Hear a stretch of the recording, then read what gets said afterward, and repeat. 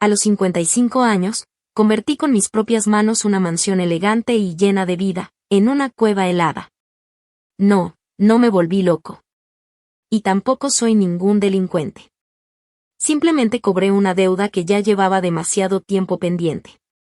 Todo empezó aquella tarde en la que regresé del trabajo un día antes de lo planeado. Abrí la puerta en silencio con mi llave, imaginando la alegría de sorprender a mi familia. Pensaba en un abrazo, en un café caliente, en la tranquilidad de volver a casa después de tantos meses trabajando fuera. Pero lo que vi en la sala todavía me persigue. Mi yerno, un tipo grande y pesado, arrastraba a mi hija por el suelo agarrándola de la blusa rota. Ella lloraba, intentando soltarse, mientras se la jalaba como si fuera un costal viejo. Y mi compadre Sebastián, ese hombre al que yo le había remodelado media casa gratis, estaba sentado viendo todo como si fuera un espectáculo. Tranquilo. Comiendo cacahuates. Sonriendo con esa sonrisa podrida de quien disfruta el sufrimiento ajeno. Ándale, enséñale quién manda, dijo entre risas. En ese instante entendí algo. La sorpresa sí había llegado, pero no la que ellos esperaban. Porque yo me iba a llevar de esa casa lo único que realmente la mantenía viva. Y cuando terminara, esa mansión enorme no sería más que un cascarón frío y muerto. Esta es la historia de cómo desarmé la arrogancia de varias personas, al mismo tiempo que arrancaba tuberías, conexiones y paredes enteras. Hola, amigos. Me llamo Andrés, tengo 55 años y toda mi vida me dediqué a reparar lo que otros rompían. Soy plomero. De esos que pasan más tiempo entre humedad, fierros oxidados y fugas que descansando en su propia casa. He devuelto agua caliente a familias enteras en pleno invierno. He evitado inundaciones. He arreglado casas donde ya nadie creía que algo pudiera funcionar otra vez. Pero descubrí algo muy tarde. La vida de uno no se arregla con una llave inglesa ni con un desarmador. Soy un hombre común, como millones allá afuera. Tengo las manos llenas de callos que ya ni el jabón más fuerte puede quitar. Y durante años mi único sueño fue simple, llegar a viejo al lado de la mujer que amaba, tranquilo, en paz, viendo a mi hija feliz. Pero la vida a veces golpea más fuerte que un tubo reventando bajo presión. Ahora, mirando hacia atrás, entiendo que las señales siempre estuvieron ahí. Todas. Claritas. Pero uno se acostumbra a cerrar los ojos cuando tiene miedo de destruir la falsa paz que sostiene a la familia. Preferimos fingir que todo está bien, aunque por dentro ya todo esté podrido. Nunca imaginé que escuchar una voz conocida pudiera doler más que el estruendo de una tubería explotando llena de agua hirviendo. Y les voy a decir algo, en la plomería, lo más peligroso no es cuando el tubo se rompe frente a ti. No. Lo verdaderamente peligroso es cuando la podredumbre se esconde adentro, detrás de una pared bonita, debajo de azulejos nuevos, donde nadie quiere mirar. Porque uno sabe que tarde o temprano todo va a explotar, pero aún así sigue rezando para que aguante un poco más. Mientras junto fuerzas para contar esta historia, díganme en los comentarios desde dónde me escuchan. Yo pasé media vida viajando por trabajos temporales en pueblos y ciudades, así que siempre me da curiosidad saber dónde anda nuestra gente. El tren avanzaba golpeando las vías con ese ritmo tranquilo y repetitivo que, después de 6 meses lejos de casa, me calmaba más que cualquier pastilla para dormir. Regresaba a casa un día antes de lo prometido para darle una sorpresa a mis muchachas. Y la verdad, esa pequeña travesura me calentaba el corazón más que cualquier cobija de viaje. En la bolsa interior de mi chamarra, justo del lado del pecho, llevaba la tarjeta bancaria con el dinero que había juntado después de meses de desvelos, jornadas eternas y trabajos pesados metido en lodo, humedad y frío. Ahí estaba el dinero para volver a levantar nuestra casa desde los cimientos. 6 meses antes, un incendio terrible provocado por un cableado viejo había destruido nuestro hogar en cuestión de horas. Nuestra casa, la que construimos poco a poco durante más de 30 años, quedó hecha cenizas. Todavía recuerdo cómo las llamas se tragaban todo mientras yo estaba parado sin poder hacer nada. Las fotos familiares. Los muebles. Los recuerdos de toda una vida. Todo desapareciendo frente a nuestros ojos. Mi esposa Gracia, mi hija Carla y yo nos quedamos literalmente con lo puesto. Sin hogar. sin ahorros, sin nada. Y lo peor no fue perder la casa. Lo peor fue tener que pedir ayuda. Terminamos viviendo con los compadres, los papás del esposo de Carla. Mi compadre Sebastián era un hombre muy especial, pero no en el buen sentido. Era de esos empresarios de pueblo que toda la vida se dedicaron a comprar y vender cualquier cosa, y que cuidaban cada peso como si fuera el último del planeta. Nos recibió en su enorme casa de 2 pisos, sí, pero Dios sabe que ese apoyo venía cargado de humillación. Desde el primer día dejó claro quién mandaba ahí y quiénes éramos los arrimados. Aunque yo intentaba pagar cada comida y cada noche bajo ese techo trabajando como esclavo en su propiedad. Durante esos 6 meses, cada vez que regresaba de mis viajes de trabajo, me ponía a arreglarle cosas en la casa desde la mañana hasta la madrugada. Le rehice por completo el sistema de calefacción. Le cambié toda la plomería por tubería importada.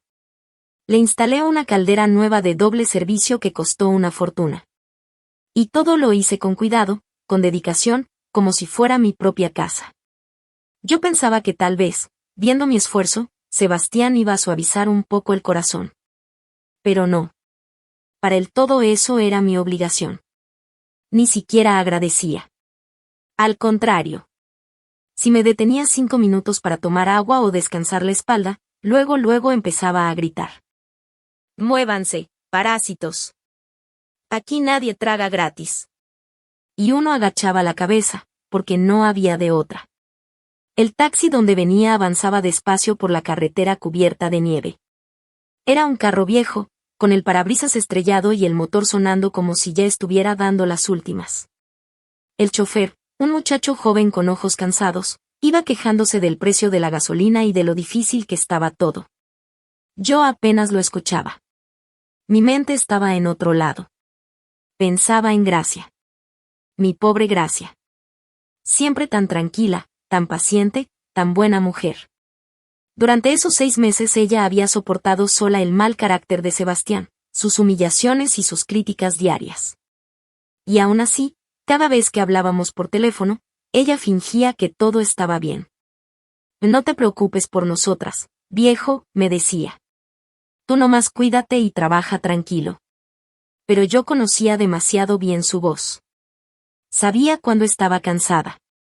Sabía cuando había llorado antes de llamarme. Y esa noche, mientras el taxi seguía avanzando entre la nieve y la oscuridad, sentía algo raro en el pecho. Como si el corazón me estuviera avisando que al llegar a casa, ya nada volvería a ser igual. Gracia siempre fue una mujer tranquila. De esas personas que prefieren quedarse sin nada antes de pelear con alguien. Capaz de entregar lo último que tiene con tal de evitar un problema. Y yo sabía perfectamente lo difícil que era para ella vivir en casa ajena, sintiéndose como una invitada incómoda, sin voz ni derechos. También pensaba mucho en mi Carlina, mi niña. Y cada vez que me acordaba de ella, sentía un peso raro en el pecho. Como una mala corazonada que intentaba ignorar. Su esposo, Eduardo, trabajaba para su papá y dependía totalmente del dinero de él. Eso lo había convertido en un hombre sin carácter propio, pero lleno de resentimiento. Eduardo tomaba demasiado. Y cuando tomaba, se ponía agresivo. Carla nunca me contaba directamente lo que pasaba en su matrimonio. Nunca quiso preocuparme. Pero un padre conoce a su hija aunque ella se quede callada. Yo veía sus ojos hinchados. Las sonrisas forzadas. El miedo escondido detrás de sus silencios. Y entendía que en esa casa las cosas no estaban bien. El taxi dio vuelta por la calle conocida y le pedí al chofer que me dejara un poco antes del portón para no hacer ruido y no arruinar la sorpresa. Le pagué, le di una propina por el viaje rápido y me bajé al frío de la noche. El aire olía a humo de chimeneas y nieve recién caída.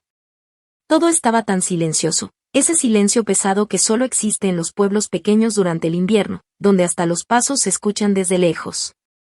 Me acomodé la pesada bolsa de herramientas sobre el hombro. Mi compañera de toda la vida. Ahí llevaba mis llaves alemanas, pinzas, herramientas de trabajo, cosas que jamás soltaba ni dejaba en equipaje porque eran prácticamente mis manos. Caminé hacia el alto portón metálico de la casa de los compadres. Las ventanas del primer piso brillaban con una luz amarilla y cálida.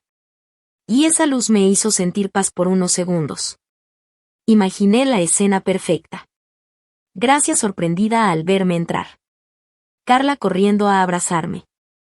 Tal vez hasta Sebastián, con todo y su mal humor, soltando alguna frase amable por educación. Después de tantos meses soportando frío, trabajo y soledad, por fin iba a estar en casa. El portoncito estaba sin seguro y entré al patio. Lo primero que noté fue que los caminos seguían llenos de nieve. Eduardo seguramente otra vez había dejado todo tirado por flojera, o estaba ocupado en cosas más importantes, como emborracharse. Cuando pasé junto a la ventana de la cocina me detuve un momento para acomodarme el gorro y sacudirme la nieve del cuello de la chamarra.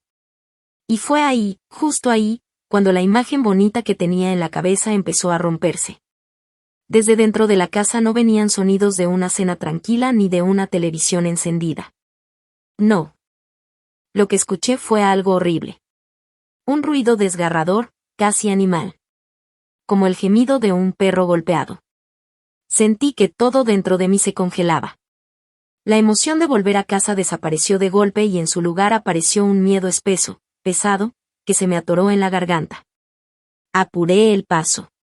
Subí las escaleras intentando no hacer ruido y agarré la fría manija metálica de la puerta principal. La puerta se abrió fácilmente. Entré al pasillo oscuro, y el olor me pegó de inmediato.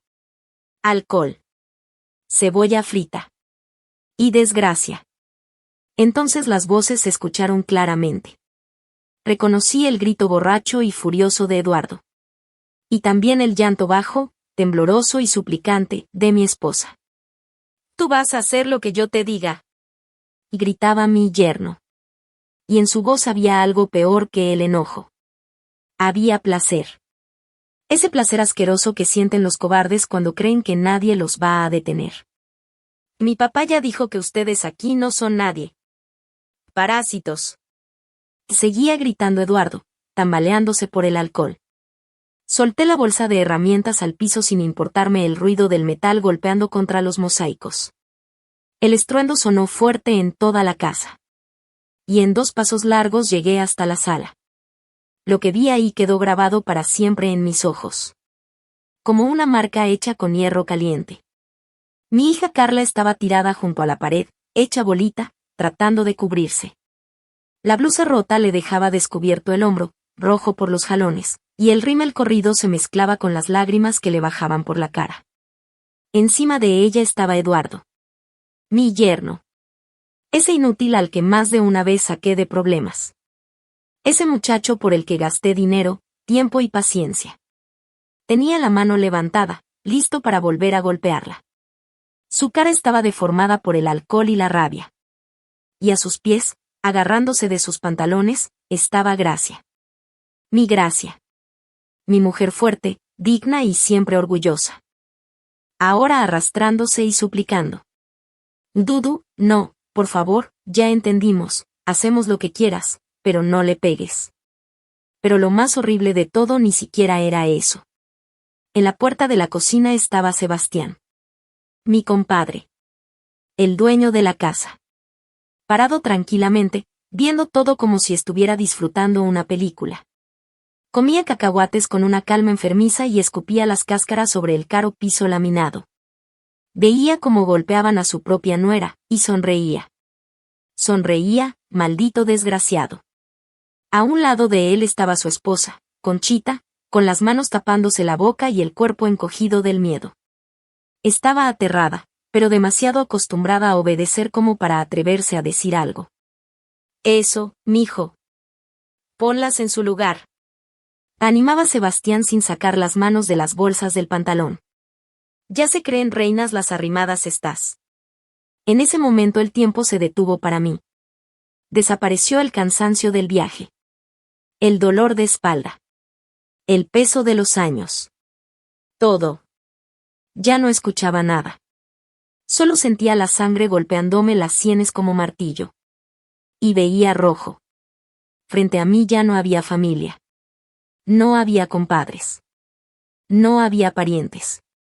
Había animales. Bestias que habían olido debilidad y estaban disfrutando destruir a quienes no podían defenderse. Respiré hondo. Y dentro de mí se encendió algo frío. No era desesperación. No era miedo. Era una furia tranquila, calculada. La clase de enojo que cambia vidas para siempre. Y avancé hacia ellos entendiendo perfectamente que mi vida anterior había terminado justo en ese instante. Amigos, desgraciadamente escenas como esta pasan más seguido de lo que mucha gente quiere aceptar. Y antes de contarles lo que hice segundos después, díganme algo, ¿alguna vez les tocó ver a familiares humillar o maltratar a alguien dentro de su propia casa? El golpe de la bolsa de herramientas todavía retumbaba en la sala como el disparo que marca el inicio de una guerra. Ese ruido rompió de golpe la telaraña de miedo que tenía atrapadas a mis mujeres. No recuerdo exactamente cómo crucé los últimos metros hasta llegar frente a ese borracho miserable. Pero mi cuerpo, acostumbrado durante décadas al trabajo pesado, reaccionó antes de que mi mente alcanzara siquiera a pensar en las consecuencias. Eduardo, mi yerno, ese valentón de casa que solo se sentía hombre cuando tenía enfrente a alguien más débil, ni siquiera alcanzó a darse la vuelta por completo cuando mi mano cayó sobre su hombro. Dura. Pesada. Como una pieza de hierro. Lo jalé bruscamente hacia mí. Por un segundo, en sus ojos borrachos apareció sorpresa. Pero esa sorpresa duró muy poco. Porque en cuanto vio mi cara, se convirtió en miedo. Miedo de verdad. Miedo animal. Sé perfectamente que cuando me enojo doy miedo. Toda la vida me lo han dicho. Pero esa noche, probablemente parecía el mismo diablo. No le pegué en la cara. Ni siquiera quería ensuciarme las manos con él. Simplemente puse en ese empujón todo el peso de mi cuerpo, toda la rabia acumulada, toda la humillación de esos meses. Y con la palma abierta le di un golpe seco directo en el pecho. Eso bastó. Eduardo perdió el equilibrio de inmediato. Salió disparado hacia atrás, se llevó una repisa de flores entre las piernas y terminó estampándose contra la esquina de la sala con un golpe sordo. Quedó en el piso moviéndose torpemente, tratando de levantarse mientras soltaba gemidos de borracho. La sala entera quedó en silencio. Un silencio pesado. Solo se escuchaba la respiración agitada de Eduardo y los sollozos asustados de Carla, que seguía agarrándose la blusa rota con las manos temblando. Yo me paré enfrente de ellas. Entre mi familia y ellos. Y en ese momento sentí como Gracia se agarraba de mi chamarra por la espalda, temblando, buscando protección. Ese simple toque terminó de confirmarme que había hecho lo correcto. Sebastián, mi compadre, el hombre que unos segundos antes se sentía dueño de todos y de todo, cambió de color. La cara se le puso roja de coraje. Apretó los puños y avanzó hacia mí como si quisiera darme una lección. Pero yo giré lentamente la cabeza y lo miré directo a los ojos. Sin moverme. Sin hablar. Con esa mirada pesada de alguien que ya no tiene nada que perder. Y él lo entendió. Claro que lo entendió. Se frenó en seco. Porque gente como Sebastián puede ser cruel, abusiva y cobarde, pero siempre reconocen cuando enfrente tienen a alguien dispuesto a llegar hasta las últimas consecuencias. Mi mirada le pegó como pared de concreto. Y todo su valor desapareció de golpe. Otra vez volvió a convertirse en el comerciante calculador de siempre. En el hombre que solo ataca cuando sabe que va a ganar. ¿Qué te pasa, Andrés?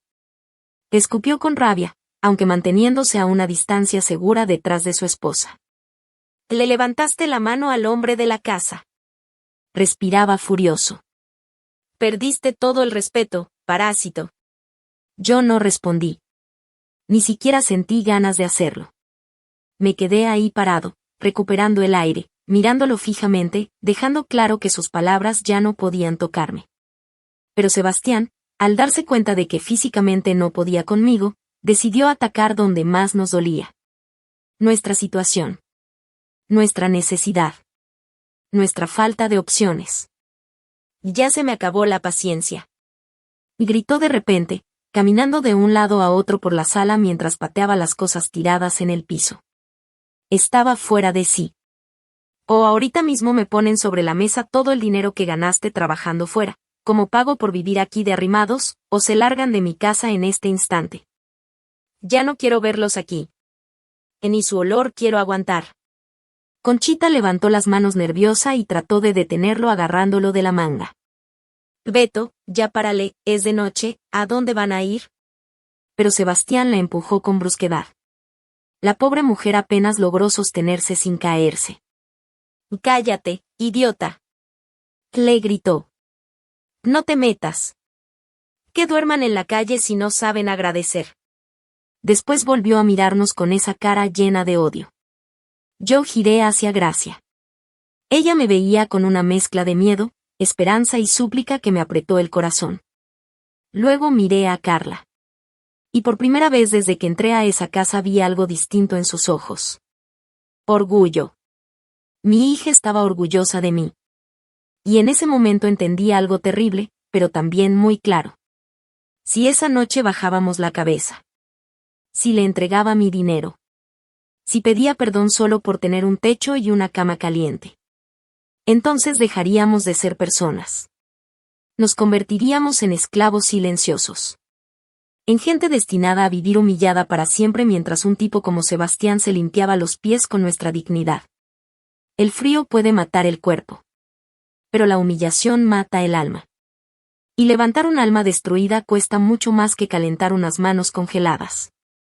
Nos vamos, dije finalmente. Lo dije bajo. Pero con tanta firmeza que mi voz sonó más fuerte que todos los gritos de Sebastián juntos. Como si con esas palabras estuviera rompiendo el último puente que nos unía a esa casa. Gracia soltó un pequeño gemido y se llevó las manos a las mejillas. El pánico apareció de inmediato en sus ojos. Andrés, ¿a dónde vamos a ir? Es noche, está nevando, tal vez mañana podamos. No hay mañana, Gracia. La agarré suavemente de los hombros para que me mirara directo a los ojos. Necesitaba transmitirle seguridad. Necesitaba que entendiera que ya no había vuelta atrás. Tú y Carla vayan por los documentos, ropa caliente y solo lo más importante. Lo demás lo recogemos después. Respiré hondo y miré alrededor de aquella casa. Lo importante ahorita es salir de este infierno. Vi perfectamente el miedo en el rostro de mi esposa. Y la entendía.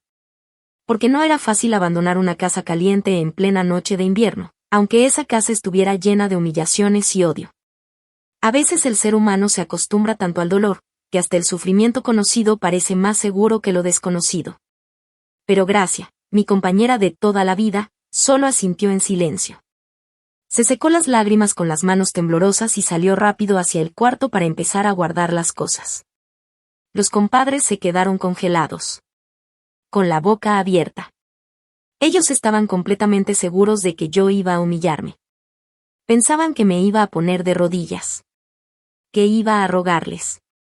Que les iba a aventar todo mi dinero con tal de quedarnos en una casa caliente. Y la verdad era que sí, no teníamos a dónde ir. No teníamos casa. No teníamos nada nuestro. Por eso Sebastián hasta dejó de masticar los cacahuates. No podía creer que su chantaje no hubiera funcionado. En su cara se mezclaban la confusión, el orgullo herido y el coraje. Mientras Gracia y Carla guardaban ropa y documentos a toda prisa, saqué el teléfono. Y aunque toda la vida mis manos habían sido firmes y seguras trabajando con herramientas, esa noche me temblaban. Busqué desesperadamente un número entre mis contactos. Pedro Fontes.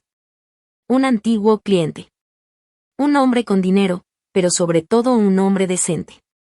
Un mes antes, mientras yo terminaba de instalarle una caldera en su casa, me comentó casualmente que necesitaba a alguien de confianza para cuidar su casa de campo mientras él viajaba. En ese momento rechacé la oferta. Pensaba que pronto reconstruiríamos nuestro hogar. Pero ahora, esa llamada era la única tabla de salvación que tenía para no terminar durmiendo con mi familia en la calle bajo la nieve. El teléfono empezó a sonar. Cada tono me golpeaba los nervios como martillo. Y mientras esperaba, recé en silencio. Que no estuviera dormido. Que contestara. Que no hubiera cambiado de opinión. Finalmente escuché su voz tranquila al otro lado de la línea. Bueno. Andrés. Y sentí como el nudo helado que tenía en el estómago empezaba a aflojarse. Pedro, buenas noches. Perdón por llamar tan tarde. Soy Andrés, el plomero. Intenté sonar tranquilo, aunque la voz se me quebraba. ¿La propuesta que me hizo, la de cuidar su casa, todavía sigue en pie? Tuve un problema serio y necesito un lugar urgente para mi familia. Hubo unos segundos de silencio. Pero para mí esos segundos se sintieron eternos. Como si en ese pequeño espacio de tiempo pudiera derrumbarse mi vida completa. Y entonces Pedro respondió con total calma. Con humanidad. Y claro que sí, Andrés. La casa está vacía. Dejé la calefacción encendida al mínimo. Las llaves las tiene la seguridad del fraccionamiento. Voy a llamar ahorita mismo para avisarles que ustedes llegan hoy. Hizo una pequeña pausa. ¿Necesitan algo más? Cerré los ojos un instante. Y por primera vez en toda la noche sentí ganas de llorar. Gracias, Pedro, de verdad. Usted nos acaba de salvar. Nunca voy a olvidarlo. Y lo dije sinceramente. Porque a veces un extraño termina siendo más familia que la propia sangre. Salimos para allá ahorita mismo. Colgué el teléfono lentamente. Y luego miré a Sebastián. Durante toda la llamada había estado escuchando atento. Y cuando nuestras miradas se cruzaron, vi cómo su rostro se deformaba de rabia y frustración. Porque acababa de entender algo que jamás imaginó. Su poder sobre nosotros se había terminado. Media hora después, que para mí pasó como si estuviera viviendo un sueño raro y pesado, ya estábamos afuera de la casa con maletas, bolsas y chamarras encima. El aire helado de la noche nos golpeó en la cara. Pero, curiosamente, ese frío me pareció el más dulce del mundo. Porque era el aire de la libertad. El taxi ya esperaba frente al portón con los faros iluminando la nieve.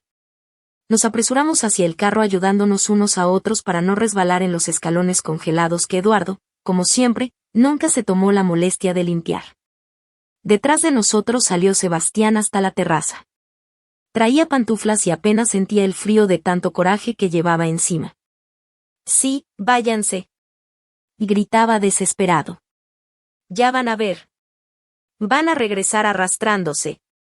Y cuando vuelvan no los voy a dejar entrar. Su voz se quebraba de rabia. Y las cosas que dejaron aquí, junto con tus herramientas caras, me las voy a quedar como pago de todo lo que me deben. Considéralo saldado. Me detuve un segundo con la puerta del taxi abierta. Las herramientas. Mi pecho se apretó de inmediato. Mi maleta profesional seguía adentro. Años de trabajo. Años enteros ganándome la vida con esas herramientas. Y además estaban todos los materiales que yo mismo había invertido en su casa. Por dentro herví de coraje. Tuve ganas de regresar y enseñarle a ese viejo avaro lo que significaba respetar la propiedad ajena. Pero entonces miré a Carla. Seguía temblando. Y Gracia estaba pálida, abrazándose a sí misma para aguantar el frío y el miedo. Y entendí algo importante. Esa noche no era para pelear. Todavía no. Lo primero era sacar a mis mujeres de ahí. Ponerlas a salvo. Darles calor. Calmarlas.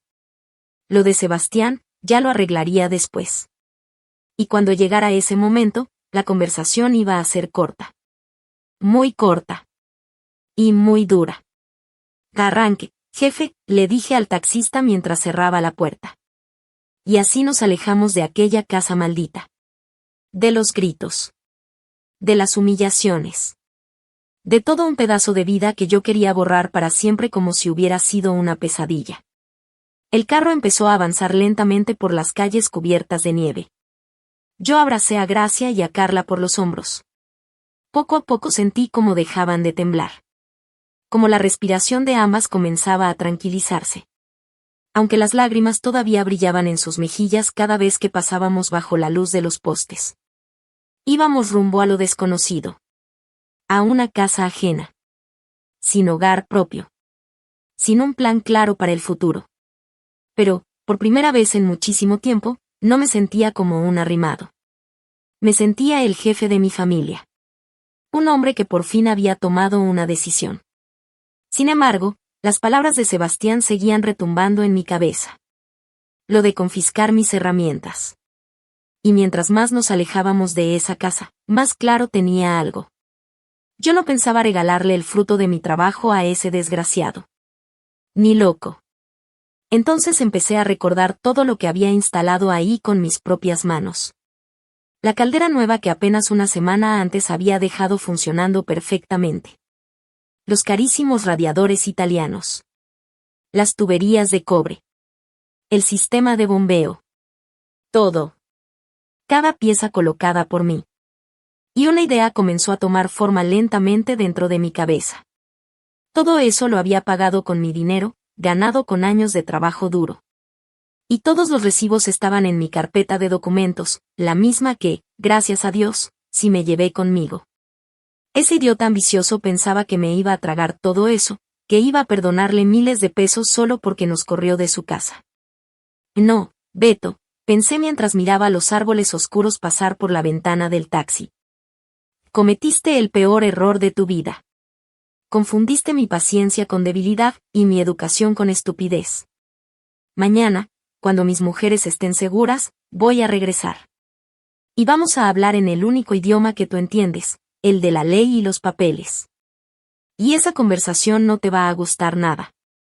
Llegamos al fraccionamiento de Pedro Fontes cuando el reloj ya marcaba la medianoche.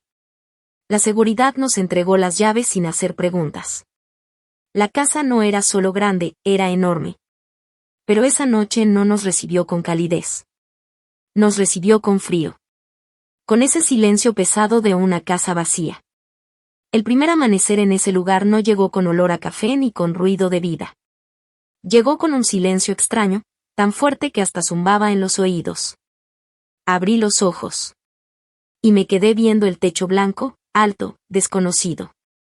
Por unos segundos no entendí dónde estaba. Y en vez de alegría, sentí una piedra fría en el pecho.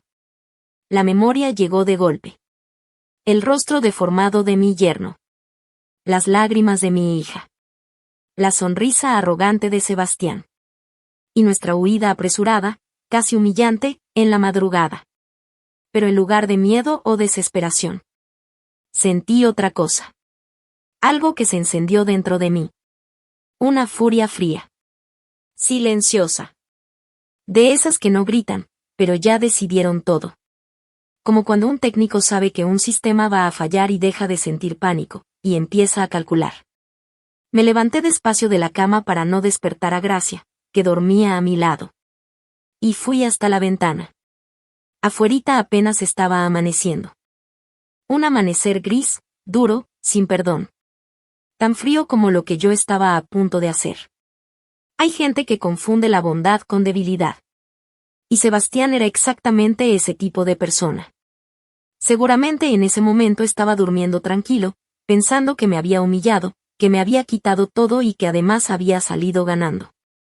Pero se le olvidó algo básico. Una ley que no falla ni en la física ni en la vida. A toda acción y le corresponde una reacción. Fui a la cocina. Marqué el número de mi compañero Marcio, un hombre de confianza con el que había trabajado en obras duras, de esas que te cambian el carácter. Y cuando contestó con voz ronca de sueño, yo solo le dije una frase. Marcio, necesito ayuda. Agarra la camioneta con 2 compañeros fuertes. Hoy tenemos una desinstalación un poco especial. Y Dios te bendiga, amigo, respondió él sin hacer preguntas. No preguntó de más. Entendió de inmediato que el asunto era serio. En 1 hora estamos allá. Corté la llamada. Saqué de mi maleta de viaje la carpeta de documentos que cuidaba como si fuera oro. Era un hábito de años trabajando con clientes, todo ordenado, todo respaldado. Recibos, facturas, garantías. Caldera de gas. Boiler. Bombas. Radiadores. Tuberías de cobre. Conexiones. Todo estaba a mi nombre. Todo había sido pagado con mi tarjeta. Y ahora cada papel era como un arma legal contra la avaricia de Sebastián. Yo no venía a vengarme. Ni a pelear como loco. Venía simplemente a recuperar lo mío, pieza por pieza. Y dejarle lo que siempre tuvo antes de mí. Tubos viejos, y su conciencia igual de podrida. Cuando la camioneta con los muchachos llegó al fraccionamiento, yo ya los estaba esperando. Traía mi chamarra de trabajo, con olor a grasa y metal. Ese olor que siempre me daba seguridad. Nos dimos la mano en silencio. Marcio me miró la cara. No hizo falta decir nada. Entendió todo. En mis ojos se veía esa calma rara de los que ya decidieron ir hasta el final. El camino a la casa de los compadres no duró más de 20 minutos. Pero a mí se me hizo eterno. Iba pensando exactamente lo que iba a decir. Sin adornos. Sin emoción. Solo hechos. Ese día era cumpleaños de Sebastián. Esperaba invitados importantes. Gente de nivel. Y seguramente iba a presumir no solo la fiesta, sino también la remodelación europea que yo le había hecho con mis manos. De la chimenea salía humo espeso. Mi caldera funcionando perfectamente. Calentando la casa de quien me traicionó. Ese pensamiento me daba más coraje que cualquier palabra. En el patio, quitando nieve, estaba Concepción. Pero cuando vio llegar la camioneta con 3 hombres grandes y yo al frente, se quedó congelada.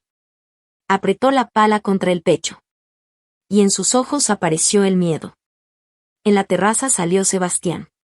Traía el abrigo mal puesto, rojo de la cara, seguramente ya había tomado algo para celebrar. Pero cuando me vio, se detuvo en seco. Su sonrisa se le borró como pintura mojada. ¿Qué quieres aquí? Y gritó, intentando sonar fuerte. Pero yo noté cómo sus ojos evitaban a mis acompañantes. Como ya no estaba tan seguro. Ayer te lo dije claro, le respondí tranquilo. No hay vuelta atrás. Y ni se te ocurra tocar lo que no es tuyo. Las herramientas ya las tomé por los daños. Vete antes de que pierdas más. Yo no le hice caso. Caminé directo hacia el portoncito. Saqué la llave, la misma que en su enojo no me alcanzó a quitar. Abrí.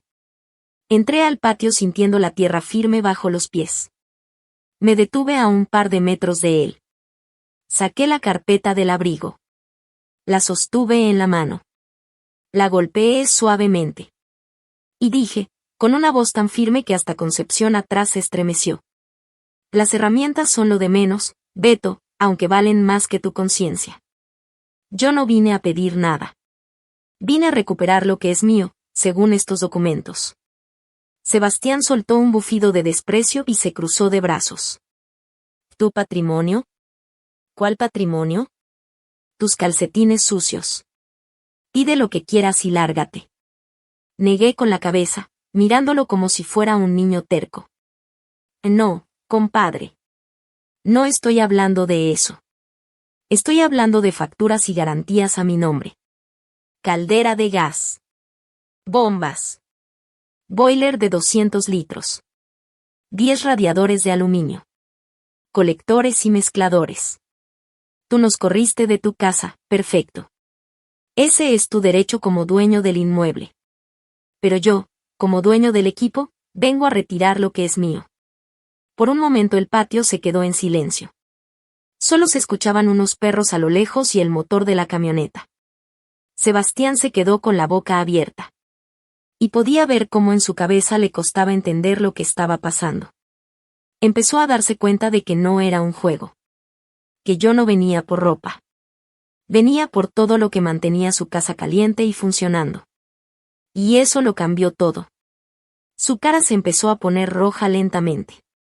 Dio un paso hacia mí, escupiendo de coraje. ¿Qué estás diciendo? No tienes ningún derecho. Todo eso está dentro de las paredes. Son mejoras fijas. Te voy a denunciar. Te voy a meter a la cárcel. Hazlo, le dije tranquilo.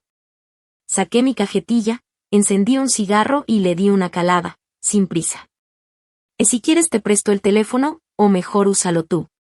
Porque por ley, Beto, eso es equipo móvil instalado de forma temporal para pruebas. No hay acta de entrega firmada. No me pagaste completo. Y no hay ninguna donación. Así que llama a quien quieras. Yo tengo todos los documentos. Concepción, al escuchar la palabra policía, salió corriendo hacia él y le jaló el brazo del abrigo. Estaba pálida, casi blanca como la nieve. Beto, no nos humilles frente a la gente, déjalo ir, que se lleve eso, hoy hay fiesta, vienen invitados, ¿qué van a pensar si llega la policía? Ella lo entendía. Con intuición de mujer, sabía que eso no iba a terminar bien. Que no se provoca a alguien acorralado. Pero Sebastián ya había mordido el anzuelo. La avaricia le nubló la razón. No podía aceptar que un plomero le pusiera condiciones en su propio patio. «Suéltame, idiota», y gritó empujando a su esposa, que casi cae en la nieve. «Te voy a destruir. Te voy a meter preso. La caldera se queda aquí. Yo soy el dueño». Sacó el teléfono con manos temblorosas y empezó a marcar a gritos, como para que todos lo escucharan. Y entonces, desde las cercas, empezaron a asomarse los vecinos, atraídos por el escándalo. «¡Policía!», y gritó finalmente. «Vengan ya. Necesito una patrulla urgente en la calle IPS número 23. Y gritaba Sebastián al teléfono. «¿Qué es un asalto? Te están robando la casa en plena luz del día. Vengan rápido. ¿Qué es una banda completa?»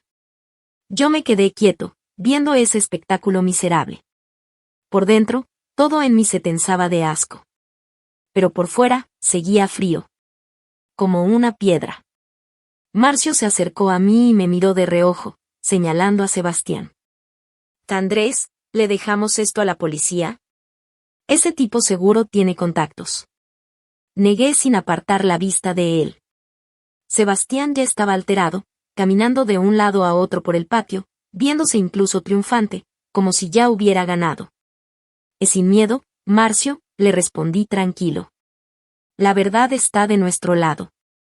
Y sus contactos están podridos, como los tubos que había aquí antes». Nos quedamos esperando. Y en ese momento, mientras veía el humo saliendo de la chimenea, me llegó un recuerdo. Yo mismo había instalado esa chimenea. Un mes antes. En pleno frío. Parado en un techo congelado, resbaloso. Y Sebastián abajo, fumando y gritándome. «Ándale. ¿Qué tanto tardas? Hace frío».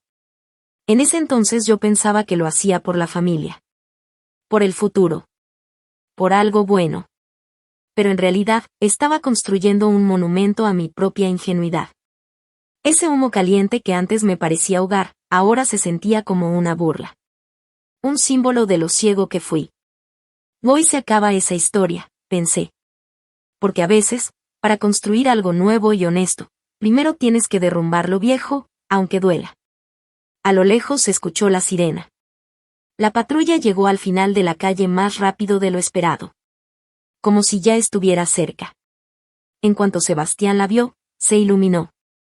Se enderezó, lleno de orgullo, y salió corriendo al portón como si fueran sus salvadores. Ya se imaginaba cómo me iban a llevar esposado. Pobre, no sabía que en realidad estaba apretando la cuerda en su propio cuello. Porque él mismo había llamado a la ley. Sin darse cuenta de que tenía guardado en su bolsillo un problema que lo iba a hundir. La puerta de la patrulla se cerró con ese sonido seco, oficial. Y entraron 2 policías al patio. Uno joven, rojizo, claramente inexperto. El otro, un teniente corpulento, con cara de cansancio y experiencia de sobra, como alguien que ya había visto de todo y nada lo sorprendía. La nieve crujía bajo sus botas. Ese sonido, en el silencio, parecía demasiado fuerte. Como si hasta el aire estuviera esperando lo que iba a pasar. Sebastián cambió en un segundo. Del arrogante gritón, pasó a víctima desesperada. Abrió los brazos y corrió hacia ellos casi llorando. «Señores, por fin llegaron». Y gritó señalándome. Ese hombre es un delincuente. Arréstenlos. Miren lo que están haciendo. Entraron en plena luz del día. Te están amenazando. Se quieren llevar la caldera, las tuberías, todo lo de mi casa. Que esto es un robo. Artículo 157. Lo vi en la tele. El teniente ni siquiera parpadeó ante los gritos de Sebastián. Lentamente giró la mirada, primero al rostro rojo y sudado de Sebastián, luego hacia mí, y después hacia mis compañeros, que estaban tranquilos fumando junto a la camioneta. En sus ojos se veía ese cansancio profundo de alguien que ya ha visto demasiados problemas ajenos. Se acercó despacio. Se acomodó el cinturón. Y con voz completamente fría preguntó: ¿qué está pasando aquí? ¿Quién es el responsable? ¿Por qué están alterando el orden? Yo di un paso al frente y tiré la colilla al bote de basura por costumbre. Ni en ese momento perdía la educación. Luego lo miré directo a los ojos. A ninguna infracción, señor teniente.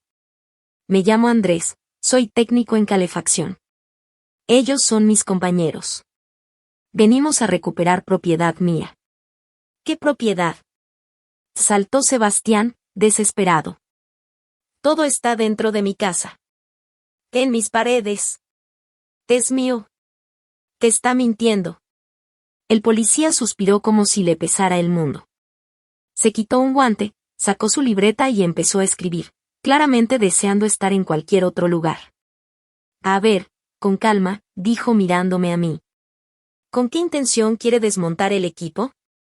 ¿Tiene documentos que acrediten la propiedad o solo decidió que es suyo? Sin decir nada, le entregué mi carpeta. El teniente la abrió. Y empezó a revisar.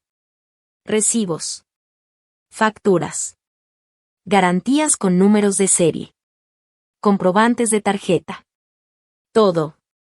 Todo lo que demostraba que ese equipo era mío hasta el último tornillo. Pasaron unos minutos largos. Para Sebastián fueron una eternidad. Se movía inquieto, intentando ver por encima del hombro del policía, mordiéndose los labios, nervioso. Finalmente el teniente cerró la carpeta y me la regresó. La documentación está en orden. Todo fue adquirido a nombre de este ciudadano. Sebastián soltó una sonrisa rápida, como si ya hubiera ganado. Exacto. Si está instalado, es mío. Son mejoras de la casa. Pero el teniente levantó la mano, cortándolo. No exactamente, dijo con calma. Esto es un asunto civil. La policía no resuelve esto. Luego me miró a mí. Si el equipo ya está instalado y forma parte del sistema de la casa, no puede simplemente retirarlo si el propietario se opone. Tiene que ir a juicio, con abogado, peritaje, todo el proceso legal. Sebastián casi brincó de gusto. Se enderezó como si ya hubiera ganado la guerra. ¿Oíste? A juicio.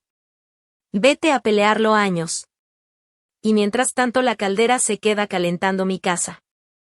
Y ahora lárgate de mi patio o te levanto una denuncia por invasión.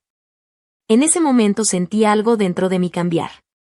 Como un interruptor. El sistema en el que siempre creí, de repente se volvía lento, burocrático, insuficiente. Y entendí algo muy claro. Si me iba en ese instante, lo perdía todo. Pero yo ya venía preparado para esto. Sabía perfectamente con quién estaba tratando. Sebastián no era valiente. Era avaro. Y la avaricia siempre hace que la gente ahorre, hasta en su propia seguridad. Un momento, oficial, dije en voz alta, firme, cortando la risa satisfecha de Sebastián. Soy un ciudadano que cumple la ley y no pienso hacer justicia por mi propia mano, pero quiero dejar una declaración oficial sobre un delito en curso y un riesgo a la seguridad pública. Solicito que quede registrado.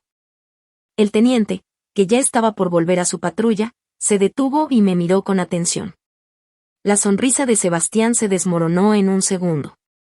¿Qué delito? Preguntó el policía, ahora alerta. Yo respiré hondo y hablé claro.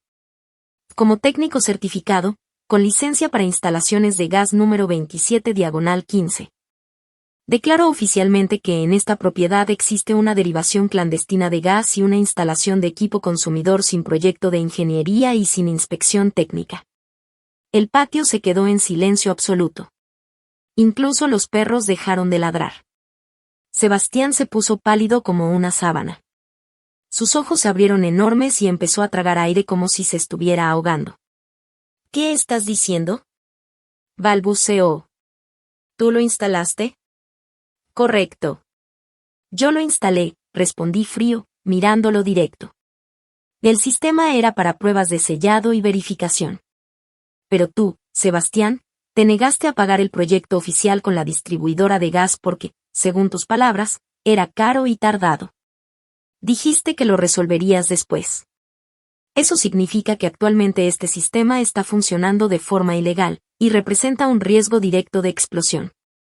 Me giré hacia el teniente, que ya había cambiado la cara de aburrido a completamente serio.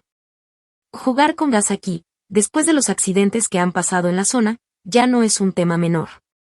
Señor teniente, según la norma, al detectar una conexión irregular, usted está obligado a llamar a la compañía de gas para cortar el suministro y levantar el acta correspondiente. Y yo, como responsable del equipo, para no cargar con consecuencias penales en caso de una tragedia, estoy obligado a desmantelar inmediatamente mi instalación, porque nunca fue regularizada. Silencio total. Era jaque mate. Sebastián entendió en ese instante que había caído en su propia trampa, creada por su avaricia. La multa por conexión ilegal era enorme. La cobranza retroactiva del consumo podía arruinarlo. Pero lo peor era quedarse sin gas en pleno invierno. Y encima, frente a sus invitados. La voz del teniente se volvió dura como acero. ¿Dónde está el proyecto, propietario? ¿Dónde está el dictamen técnico? ¿Dónde está el contrato de mantenimiento? Sebastián se quedó callado. Los labios le temblaban. Miraba de mí al policía, y en sus ojos se notaba como se le venía abajo todo su mundo. No, no lo tenemos, dijo al fin, bajando la cabeza. Está en proceso de regularización. ¿Qué en proceso? Repitió el teniente, negando con la cabeza mientras sacaba el radio. Central, necesito apoyo de la compañía de gas en la calle IPS número 23. Posible conexión clandestina y fuga. Luego me miró a mí. Y usted, ya que es el responsable del equipo y confirma que está instalado de forma irregular, proceda a desmontarlo. Queda autorizado para evitar riesgos mayores. Sebastián explotó y se lanzó hacia mí con los puños cerrados, fuera de sí. Pero el teniente lo frenó de inmediato, poniendo la mano en su brazo. Un gesto corto, pero suficiente. Ni lo intente, ciudadano. Si se mueve así, se lo lleva la patrulla por resistencia a la autoridad. Y allá la conversación es otra. Silencio. Quédese quieto y espere a los técnicos del gas. Yo asentí hacia Marcio. Y sin decir nada, mis compañeros agarraron las cajas de herramientas y se dirigieron hacia la casa. Caminamos pasando frente a Sebastián, completamente paralizado y destruido. Pasamos también junto a Concepción, que lloraba con el rostro cubierto por las manos, entendiendo por fin el tamaño de la vergüenza. Y seguimos adelante, pasando por las ventanas donde se veía la mesa del banquete ya puesta. Yo iba a desmontar lo que había construido con mis propias manos. A arrancar el corazón de esa casa.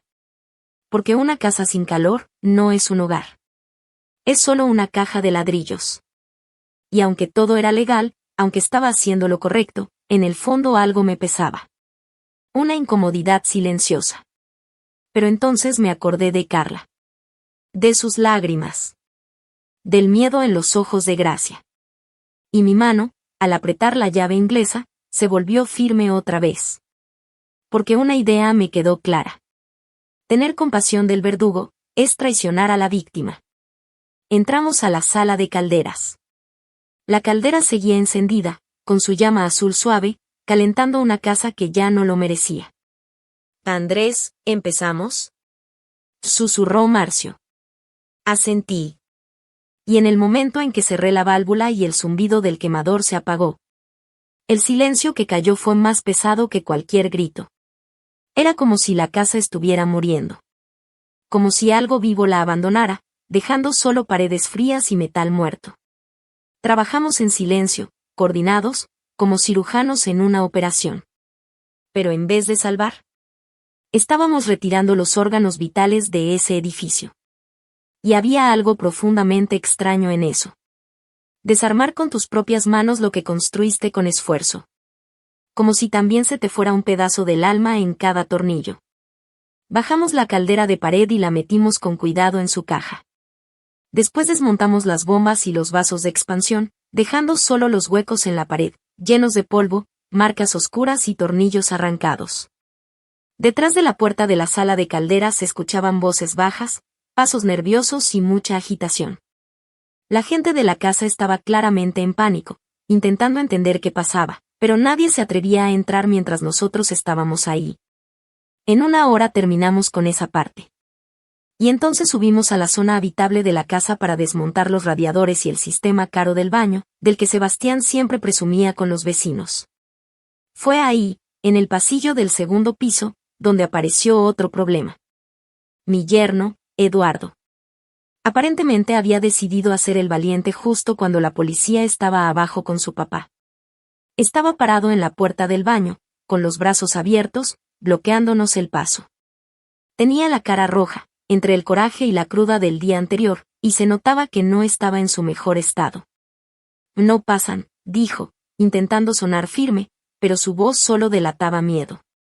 Esta es mi casa. Yo vivo aquí. No tienen derecho a entrar a mi espacio. Voy a gritar. Yo dejé la caja pesada de herramientas en el piso. Lo miré con una calma fría, llena de desprecio. Y vi cómo le temblaban las rodillas debajo del pants. Ese mismo tipo que un día antes se sentía valiente golpeando a una mujer indefensa, ahora quería hacerse el héroe frente a 3 hombres de trabajo. Era patético. Y ridículo. Ya estaba por empujarlo a un lado con el hombro cuando Marcio se adelantó. Marcio era grande.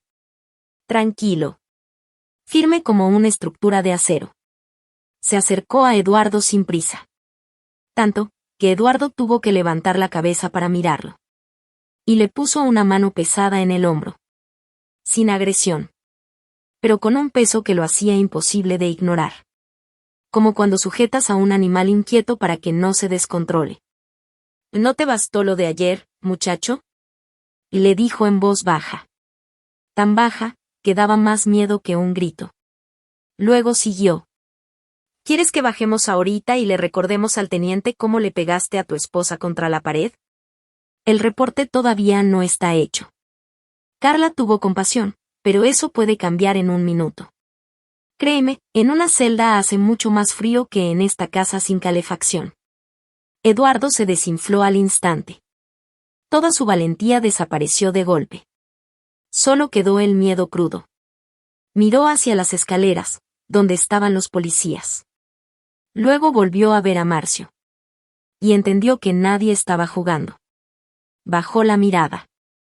Yo, no soy nada, murmuró, quitándose de la puerta y pegándose a la pared para dejarnos pasar.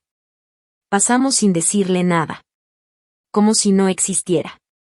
Sin siquiera mirarlo.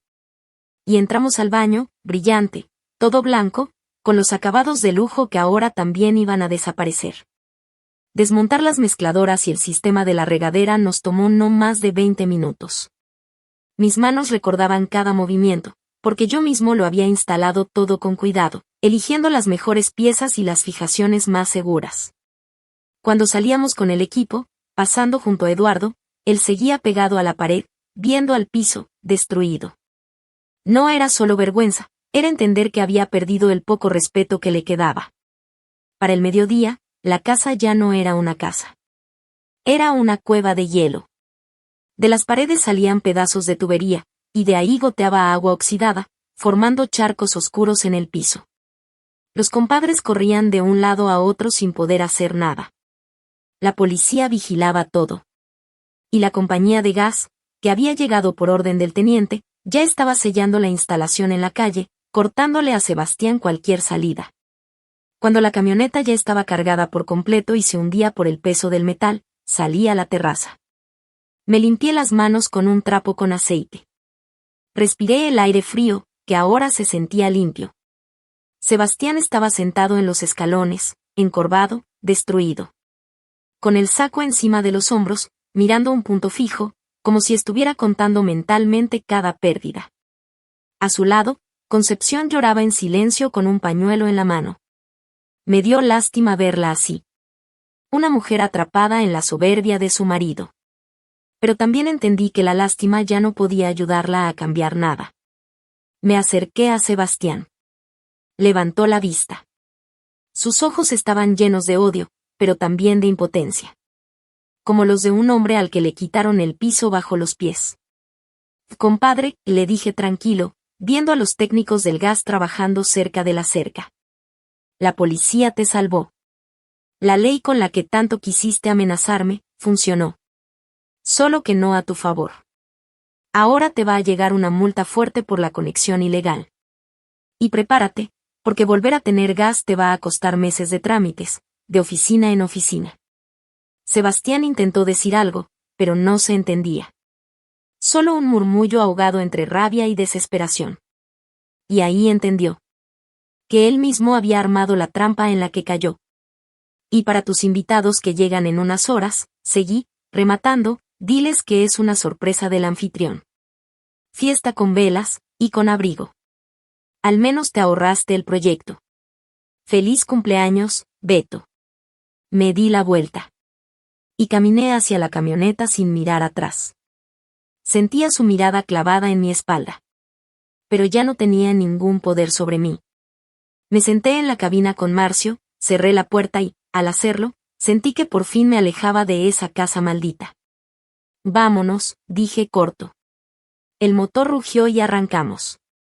Nos fuimos dejando atrás las ruinas de la ambición de otros, y, aunque nos había costado caro, también recuperábamos algo importante, la dignidad. Esa noche, según me contaron después conocidos en común, a la casa de los compadres empezaron a llegar coches caros, gente importante de la ciudad, empresarios, funcionarios, todos invitados al gran cumpleaños de Sebastián. Pero la fiesta ya estaba arruinada. Dentro de la casa hacía un frío horrible. Se veía el vapor de la respiración. No había agua caliente. Los baños no funcionaban porque nosotros habíamos quitado el sistema de bombas. Los invitados, sentados apenas media hora a la mesa llena de comida, empezaron a mirarse entre ellos, a susurrar. Se notaba la vergüenza del anfitrión. Y poco a poco, se fueron inventando asuntos urgentes. Y se fueron. Para Sebastián, que vivía de aparentar, eso fue peor que cualquier pérdida de dinero. Fue una humillación pública. De esas que en un pueblo no se olvidan en años. Nosotros, en cambio, esa noche estábamos sentados en la cocina amplia y cálida de la casa de Pedro Fontes. Tomábamos té con mermelada de mora. Y por primera vez en mucho tiempo vi los hombros de mi esposa relajados. Carla estaba callada, pensativa, mirando su taza. Pero ya no tenía ese miedo en la cara que me rompía por dentro desde hacía años.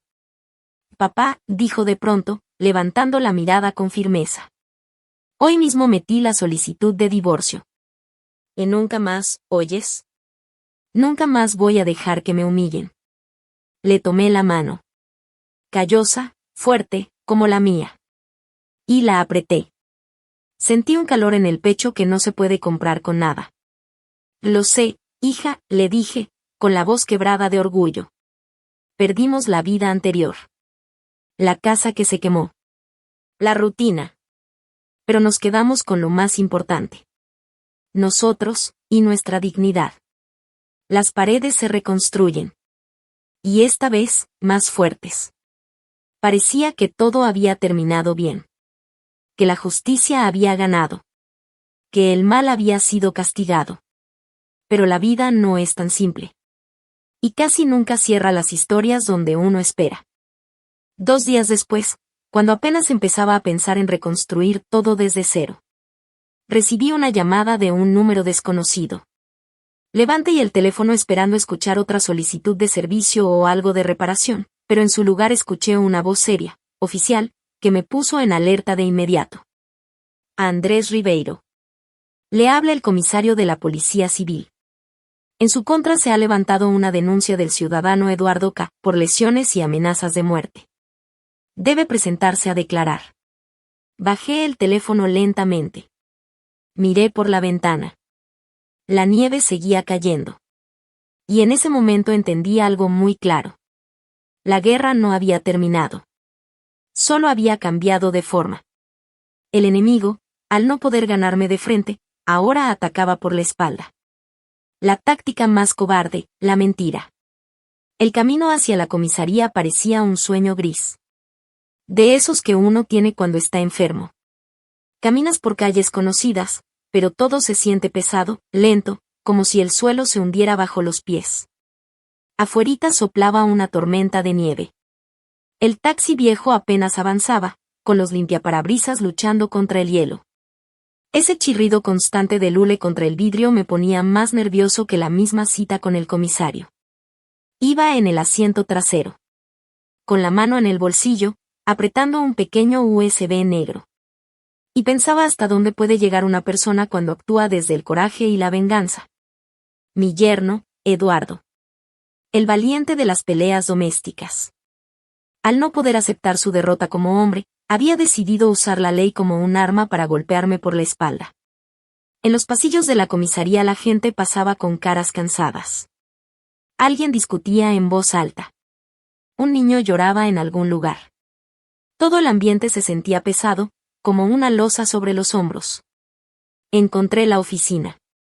Respiré hondo. Me preparé para hablar con calma. Toqué la puerta. Adelante. Entré. El comisario Ferreira era un hombre joven, empezando a quedarse calvo, con lentes y cara de no haber dormido en días. Detrás del escritorio había montones de carpetas. Levantó la vista, me señaló la silla y abrió el expediente sin perder tiempo. Ciudadano Ribeiro, Andrés Paulo, dijo con voz seca, sin emoción. Hay una denuncia en su contra. Según esto, hace 2 días, durante el desmontaje de equipos en la casa del padre del denunciante, usted le causó lesiones graves y lo amenazó de muerte con una llave inglesa, cito.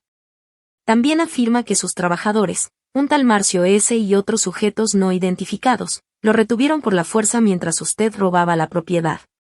Escuché todo eso. Y en lugar de enojo, sentí algo inesperado. Casi risa. Porque era tan absurdo. Tan claramente inventado. Eduardo, en su imaginación, había convertido nuestra visita tranquila y legal en una película de acción de los años 90, donde él era la víctima inocente de un supuesto asalto. Eso es mentira de principio a fin, señor comisario, respondí con calma, mirándolo directo a los ojos. No hubo violencia. Él intentó bloquear nuestro paso, eso sí, pero nadie lo tocó. Y sobre las amenazas. El comisario hojeó los papeles. Aquí hay un certificado de lesiones, dijo mientras revisaba. Dice que tiene un moretón en el antebrazo y un rasguño en la frente. También afirma que lo empujaron contra la pared. Negué con la cabeza. Recordé perfectamente cómo Eduardo, en realidad, se había hecho para atrás solo, acorralado, sin siquiera atreverse a mirar a Marcio a los ojos. Esas lesiones, si son recientes, pudo habérselas hecho en cualquier otro lugar, por ejemplo, al caerse borracho, dije tranquilo. Pero tengo algo mejor que palabras. Saqué el USB del bolsillo y lo puse sobre el escritorio. Trabajo con gente desde hace 30 años, continué, y aprendí una regla básica. Cuando vas a una casa problemática, más aún si hay amenazas, te tienes que proteger. En ese archivo está el video de una cámara corporal que llevaba mi compañero Marcio en el pecho. Se activó al entrar y se apagó hasta que salimos. Ahí está todo, cada palabra, cada movimiento, y se ve claramente quién amenazó a quién. El comisario miró el USB, luego a mí. Y por primera vez, su mirada cambió. No era común que alguien llegara con pruebas tan directas de su propia inocencia. Sin decir nada, lo conectó a la computadora. El despacho se llenó con los sonidos de aquel día, la nieve, el crujir del frío, el eco de la casa, nuestras voces tranquilas, y los gritos histéricos de Eduardo. En la pantalla se veía todo con claridad. Como él nos bloqueaba el paso. Como gritaba e insultaba. Y como Marcio simplemente estaba ahí, firme, sin tocarlo, como una pared. También se veía claro que yo no tenía ninguna llave inglesa en la mano, ni me acercaba a él, solo caminaba con la caja de herramientas. Cuando el video terminó, el silencio en la oficina fue distinto. Ya no era un silencio incómodo. Era un silencio de verdad. El comisario se recargó en la silla, Se quitó los lentes y se frotó el puente de la nariz. La indiferencia oficial se le cayó del rostro. Ajá, murmuró por fin, cerrando la carpeta. Escriba su declaración. Me pasó una hoja y una pluma. Se anexará el video a la investigación. No se abrirá proceso penal por falta de delito. Hizo una pausa. Y sobre el ciudadano denunciante, se iniciará verificación por posible denuncia falsa. Claro, dijo el comisario mientras cerraba el expediente. Difícilmente esto llegue a una sentencia fuerte, pero al muchacho le vamos a apretar bien las tuercas. Y la multa le va a doler, capaz que lo hace pensar 2 veces antes de volver a inventar cosas. ¿Quiere presentar contrademanda? Me quedé con la pluma sobre el papel. Y por un momento pensé. Ahora tengo 2 caminos, puedo hundirlo más, destruir a Eduardo por completo con juicios y trámites, o simplemente soltar todo y seguir adelante. Me vino a la mente Carla, empezando una vida nueva. Y también Graca, que solo quería paz. No necesitamos más suciedad. No más declaraciones. No más tribunales. No más esta gente. Dejé la pluma sobre la mesa. No, dije con firmeza. No voy a hacerlo. El comisario me miró sorprendido. No va a proceder. Negué con la cabeza. Dios que lo juzgue, señor comisario. Yo lo único que quiero es que dejen a mi familia en paz para siempre. Si usted no abre proceso contra mí y le explica bien las consecuencias de una denuncia falsa, con eso es suficiente. Hice una pausa. Quiero olvidarlos como si fueran una pesadilla. El comisario me observó en silencio unos segundos. En su experiencia, la compasión era más rara que la violencia. Es su decisión, dijo al fin, devolviéndome la identificación. Usted es una persona muy paciente, Andrés Paulo. Otro en su lugar los habría destruido. Me hizo una señal. Puede irse. Está libre. Y agregó. Con su denunciante voy a tener una conversación preventiva. Creo que se le van a quitar las ganas de seguir inventando historias. Salí de la comisaría cuando ya caía el atardecer del invierno. La nevada había parado. El aire estaba limpio, frío, casi tranquilo. El teléfono vibró en mi bolsillo. Era Graca. Sonreí. Tranquila, amor, ya terminó. Voy para casa. Casa. Esa palabra ya no sonaba igual. Aunque era la casa temporal de Pedro Fontes, ahora era un lugar seguro. Un lugar con gente que quería. Un lugar con calor, no de calderas, sino de familia. Cuando llegué, me recibió el aroma de un pastel recién hecho. Graca había vuelto a hornear después de 6 meses. Carla corrió hacia mí y me abrazó fuerte. Sentí cómo temblaba. Papá, ¿y entonces? Preguntó mirándome fijo. ¿Está todo bien? Le besé la cabeza. Sí, hija, ya nadie nos va a tocar. El caso se cerró. Nos sentamos a cenar. Y por primera vez en mucho tiempo, no había silencio pesado. Hablábamos de la nueva fundación. De las flores que Graca quería plantar en primavera. De un trabajo que Pedro Fontes me había ofrecido para el verano. Hacíamos planes. Y en esos planes ya no había lugar para Sebastián, ni para Eduardo, ni para la rabia. Se quedaron atrás. En la casa fría. Con el gas cortado. Con su propia miseria. Y nosotros seguimos adelante. Pero aún quedaba algo importante por hacer. Yo entendía que esta historia, aunque era algo muy personal, debía servir de lección, no solo para nosotros. Pasaron 6 meses. La nieve que aquella noche de nuestra huida parecía eterna, poco a poco se fue derritiendo, y dio paso al primer verde tímido de la primavera. El tiempo es un maestro extraño.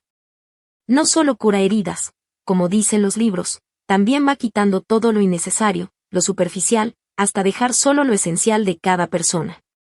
Nosotros, Graca, Carla y yo, pasamos el invierno en la casa de Pedro Fontes, pagando con trabajo honesto la hospitalidad que nos dio.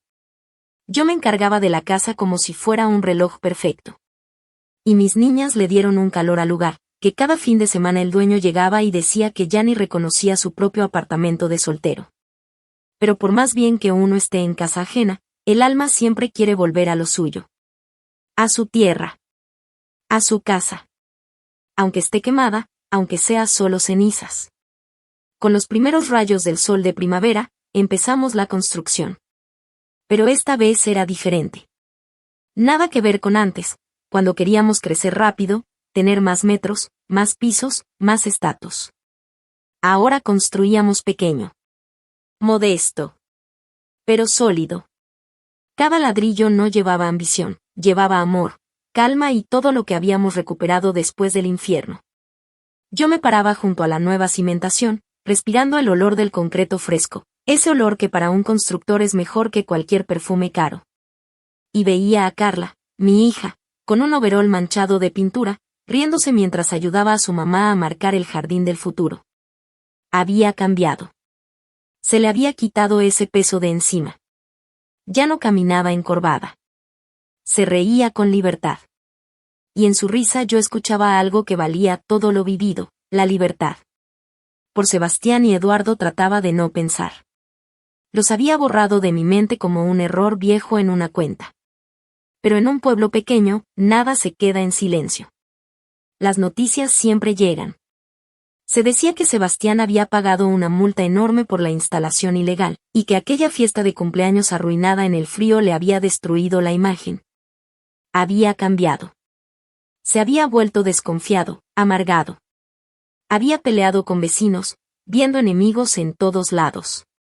El gas le fue reconectado, sí. Pero le costó tanto dinero, tantos problemas y tantos nervios, que el calor de su propia casa ya no se sentía como antes. Solo quedaba tensión. Y reproches. Y Eduardo, cuando se quedó sin una víctima silenciosa a quien descargarle su rabia, empezó a beber todavía peor que antes. Y según los rumores, Conseicao ahora le escondía los cuchillos de la cocina, como resultado de años de silencio y de aguantarlo todo en silencio. Pero, honestamente, a mí eso ya no me decía nada. No sentía ni placer ni venganza al escuchar esas cosas. Porque cuando una persona ya es feliz de verdad, no se queda mirando atrás para escupirle al que le hizo daño. Ellos no fueron castigados por mí. Ni por la policía. Ni por la compañía de gas. Los castigó la propia vida, encerrándolos en su propia maldad y avaricia, de la que no se puede salir hasta que uno no reconoce sus errores. Nosotros elegimos otro camino. El camino de construir. Cada día era una pequeña victoria. Ahí levantamos la primera fila de ladrillos. Allá floreció el cerezo que plantó Graca. Y en otro lado, Carla vendió su primer cuadro por internet. Una tarde, sentados en la terraza de la casa temporal, viendo el atardecer, Graca apoyó la cabeza en mi hombro y me dijo en voz baja algo que nunca voy a olvidar. André, antes yo pensaba que lo más terrible era perder la casa, las paredes, las cosas. Pero ahora entiendo que lo más terrible es perderse a uno mismo viviendo en una jaula de oro. Gracias por no haberte quedado callado aquel día. Por sacarnos de ahí. Apenas ahora estamos empezando a vivir de verdad. La abracé. Sentí su corazón muy cerca del mío. Y pensé en cuántas veces los hombres aguantamos insultos, humillaciones y malos tratos, solo por una paz falsa, por miedo a romper la rutina. Creemos que la paciencia es una virtud, pero a veces la paciencia se vuelve una forma de traicionarnos a nosotros mismos y a nuestros hijos. Ahora, mirando todo lo vivido, entendía algo muy simple. La dignidad no es tener más dinero o una casa bonita. La dignidad es saber decir no a la cobardía. Aunque cueste caro. Yo pagué con paz, con patrimonio, con nervios. Pero gané algo mucho más valioso. El respeto de mi hija, el amor de mi esposa y la paz de poder mirarme al espejo sin bajar la mirada. A veces le tenemos miedo a los cambios. Miedo de empezar de nuevo. Miedo de quedarnos sin nada a los 50. Pero créanme. No hay frío más duro que el del alma cuando uno vive con traiciones. La casa la vamos a terminar, sin duda. En otoño ya tendrá techo. Yo mismo haré el acabado, mejor que antes. Y ahí habrá calor, no solo de radiadores, sino del corazón. La vida sigue. Y es buena, cuando se vive con conciencia, sin doblarse ante las circunstancias y sin vender los propios principios. Amigos, no conté esta historia para presumir ni para quejarme. La conté por si alguien que está hoy en una situación parecida necesita fuerza para tomar la decisión correcta. He vivido lo suficiente para entender algo simple. Nunca es tarde para cambiarlo todo. Nunca es tarde para proteger a los tuyos. Y nunca es tarde para empezar a respetarse uno mismo. Por favor, no aguanten lo que los destruye. Y cuiden a los que tienen cerca. Llámenles hoy. Ahora mismo. Y díganles cuánto los aman.